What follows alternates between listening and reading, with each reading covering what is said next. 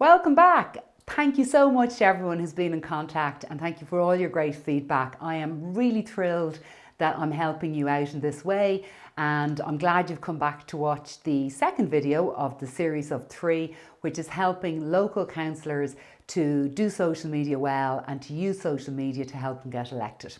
If you didn't see the last video, you can probably find it by searching in my LinkedIn, and I've also published it over on my website, which is brightspark-consulting.com. What we're about today is about content, okay? So we're going to look at how much content, how you should be publishing your content, and how you should be promoting your content, okay? So this is a rule, 80-20 rule, okay, which holds for most of the time, but not for now, okay? So the 80-20 rule is that 80% of the content you make should be supporting and helping and being alongside your audience and not selling.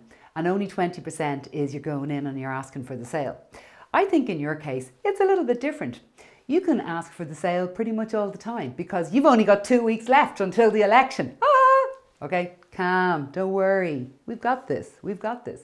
So by now you should have a nice little plan for what your messaging is going to be.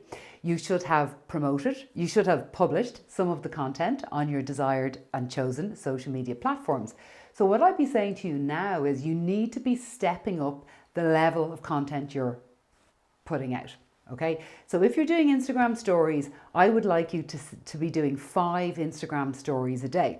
So what makes up an Instagram story? An Instagram story could be a little sequence of 3 images. That's one story, you're telling a story. Or just 5 little video posts of you out and about on the campaign trail over the course of a day. You've got to keep the frequency going. It's a good idea to maybe do 1 in the morning, some in the afternoon and 1 in the evening. And that way you'll stay at the top of someone's feed. When they go into Instagram, they're looking at stories, your little picture is more likely to be at the top of that list if you've done a story more frequently, okay? So I hope you're doing your stories. In terms of what content you're putting out on the other platforms, you can have your content scheduled using the tools I mentioned, such as Social Bee, TweetDeck, Agorapulse, Buffer, what have you. What you also need to be doing now is you need to be engaging with other people and with other people's content. And for this, I recommend you jump on to Twitter and use Twitter's own advanced Twitter search tool. Now, you're not to come in and start stalking people and being really weird, jumping into people's conversations that they might be having, okay? But where people are having a conversation about an issue that's important to you, or if they've actually tweeted using your name, either in a positive or a negative way, then by all means, you're entitled to jump in and join the conversation. So Twitter has a tool called Advanced Twitter Search. Just Google it and you'll find it. And there you can search for various different things. Use Boolean search, which means that if you're searching for your name, put inverted commas around it so that only your name and those 2 words put together will appear. Or you can search more broadly around terms or issues. The important thing here is to put the location in. So for example, if you're running in Donegal or if you're running in Kerry or Cork, put in those locations so that you're listening in on the conversations that are happening that are close to you. So when you run the search, you'll get results, okay? You can sort the results by latest or by people. So it's amazing. You can see people who are talking about subjects or issues or things that are close to your heart and they're in your constituency. So run the search and look at the results, and then the next stage of whether to engage and how to engage, I leave that up to you and your intuition and your smarts as a politician as to how you're going to dive in and join the conversation. Now, a tool that's really helpful, and we used it a lot, is Twitter lists. Now, it's a very underused tool in Twitter, but a Twitter list is where you can go in and you can gather people and put them into lists, as the name describes, and these lists can be private. And you could group people based on the kind of people they are. So for example, people who seem to be really in favour of you, your supporters, drop them into a list. People who might be anti you, drop them into a list. People who might be supporting your direct competitors, put them into a list.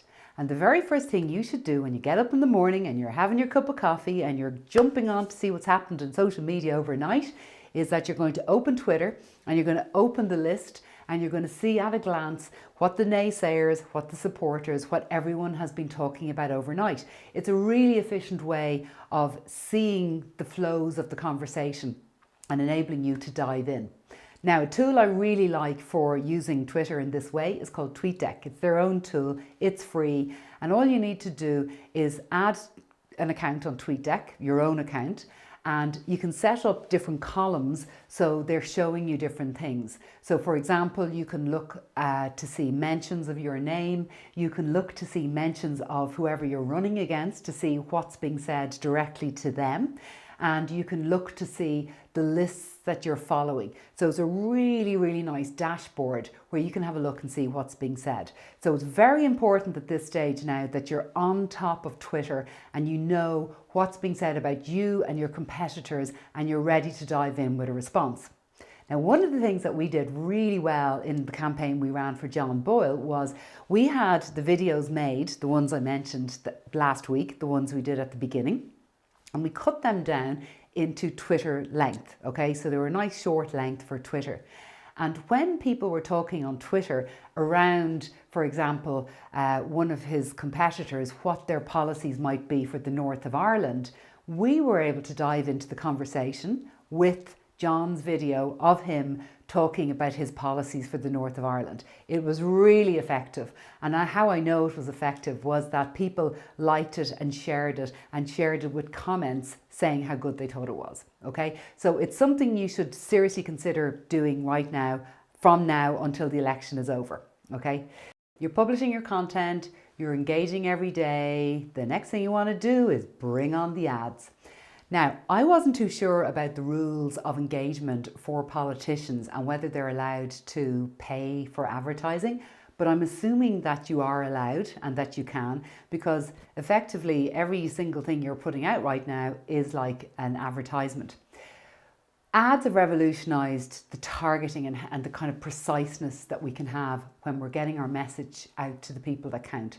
And the beauty of running ads on Facebook or Instagram or Twitter is that you can go right down and really deep. So for example, on Facebook and Instagram, you can target by suburb. On Twitter, you can't target by suburb, but you can target Ireland, and there's other ways around it in terms of the way you do your targeting, okay? So what I'm suggesting is that you consider having an ads budget that you're going to put behind your top level content. So put as much money as you can around the top level content and push it out to people broadly of voting age in your constituency. That's all you want to do at the moment.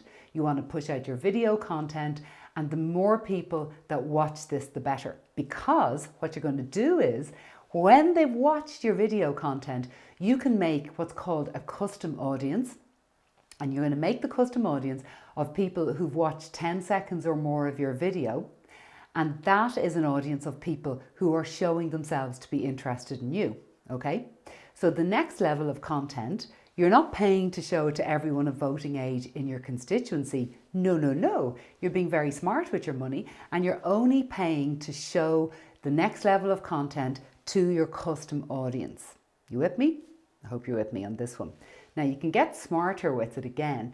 If you have an email list, for example, of people who support you or maybe who have voted for you or engaged with you in some way, you can also make a custom list or custom audience out of this list. You can literally upload those email addresses to Facebook Ads Manager, and it will make an audience of people who are warm to your cause.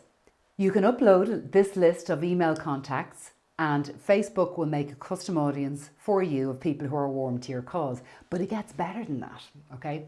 What you can do is you can make what's known as a lookalike audience, which is an audience of people who have all the same characteristics as the people who are your supporters, but who aren't them. But they're more likely to be politically and psychologically and mentally affiliated in the same way.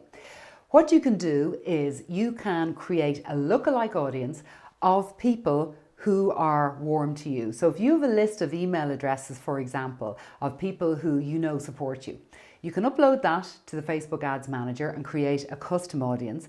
And then you can say to Facebook, hey, will you give me an audience of people the exact same as them, but just not them? And Facebook will say, sure, I'll give it to you in 2 seconds. And boom, you have an audience of people who have the same characteristics as your supporters. Doesn't it make sense that these are the people you target with your content and your video asking for the vote? You bet it does. So top level, you're going to be feeding these people.